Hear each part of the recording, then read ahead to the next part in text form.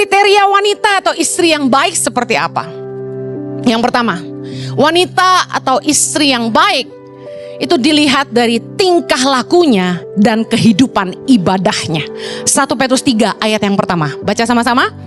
Demikian juga kamu, hai istri-istri, tunduklah kepada suamimu, supaya jika ada di antara mereka yang tidak taat kepada firman, mereka juga tanpa perkataan dimenangkan oleh kelakuan istrinya, jika mereka melihat bagaimana murni dan salehnya hidup istri mereka itu. Lihat, istri yang baik itu yang bisa tunduk sama suami. Artinya apa?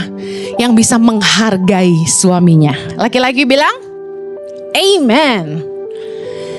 Yang masih jomblo atau single perlu dengar, jangan nikah sama perempuan yang gak bisa menghargain kamu.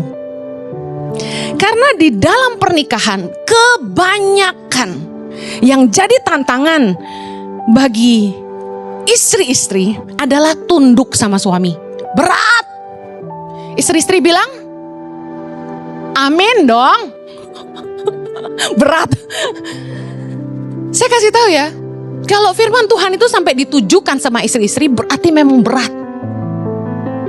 Tapi penting. Bicara soal tunduk, bicara soal penghargaan. Bagaimana di dalam hubungan harusnya perempuan harus bisa menghargai laki-laki, demikian juga laki-laki harus bisa menghargai perempuan. Nah, kebanyakan dalam pernikahan sekali lagi tantangan bagi istri adalah bisa tunduk sama suaminya. Oh, berat.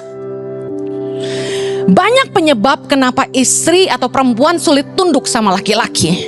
Salah satunya, pertama, wanita yang terlalu dominan. Ada wanita yang tidak terkalahkan seperti Madam Thatcher gitu ya.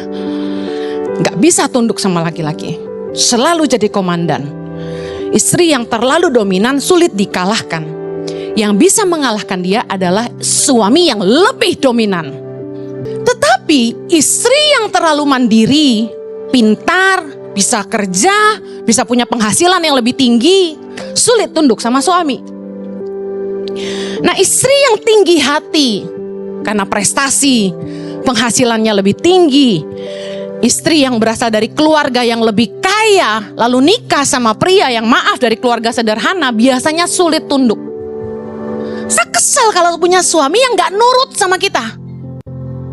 Tetapi proses itu baik. Makanya akan bertengkar terus selama istri diproses Tuhan untuk tunduk. Awalnya ngeselin. Bener gak istri-istri yang senang suaminya tunduk? Kita kesal kalau punya suami yang gak nurut sama kita. Tetapi proses itu baik. Makanya akan bertengkar terus selama istri diproses Tuhan untuk tunduk. Meskipun kita lebih pintar sebagai perempuan, meskipun kita bisa cari uang sendiri, maaf kata, mungkin subscriber YouTube saya lebih banyak dari suami gitu kan.